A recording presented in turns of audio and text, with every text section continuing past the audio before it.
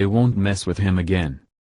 During Barack Obama's presidency, he did all that he could to compromise America's sovereignty and weaken our country with disgusting policies that favored our enemies around the world. Obama also allowed floods of refugees and illegal immigrants to swarm over our borders in an attempt to fundamentally transform the country into a socialist nightmare. Obama then alienated our allies such as Israel and in turn, buddied up to Muslim nations that pledged to do America harm. To add insult to injury, Obama then handed the United Nations more power in our country's affairs than ever before to pursue a one-world government. Everything was going along swimmingly for the global elite in their attempt to destroy America until Donald Trump was elected. Those plans to destroy the last beacon of freedom and hope in the world has been dashed, and the left is beside themselves with anger. Now, Trump just issued another blow to these anti-Americans which will show them not to mess with the United States again. Earlier this month, the left and the majority of Muslim world lost their minds when President Trump formally recognized Jerusalem as the capital of Israel and pledged he would move the United States Embassy to that location. Predictably, the left went into a meltdown, not to mention the Muslim world, promising more bloodshed and attacks on the small nation. Soon after the announcement, the United Nations, who has a long history of animosity toward Israel, voted overwhelmingly to reject Trump's recognition of Israel's capital. So Trump did what Trump does best, and has cut the United Nations budget by $285 million, the most significant budget cut in UN history. The following is the statement that UN Ambassador Nikki Haley put out about this stunning budget reduction. Today, the United Nations agreed on a budget for the 2018 to 2019 fiscal year.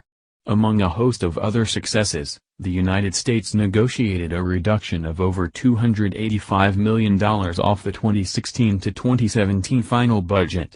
In addition to these significant cost savings, we reduced the UN's bloated management and support functions, bolstered support for key U.S. priorities throughout the world, and instilled more discipline and accountability throughout the UN system. The inefficiency and overspending of the United Nations are well known. We will no longer let the generosity of the American people be taken advantage of or remain unchecked. This historic reduction in spending, in addition to many other moves toward a more efficient and accountable UN, is a big step in the right direction. While we are pleased with the results of this year's budget negotiations, you can be sure we'll continue to look at ways to increase the UN's efficiency while protecting our interests, said Ambassador Haley. What makes this budget cut so interesting is that it comes right after the UN General Assembly voted 128-9 against Trump's decision to recognize Jerusalem as the capital of Israel. Even though the two are not related, this budget cut sends a strong message to the United Nations that America will not be swayed and we will decide what is best for our country.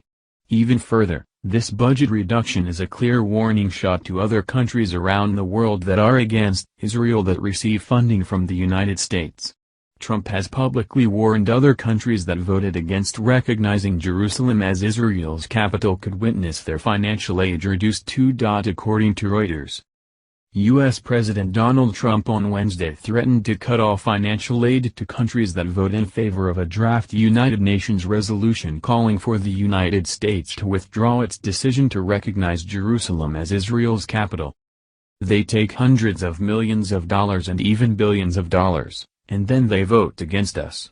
Well, we're watching those votes. Let them vote against us. We'll save a lot.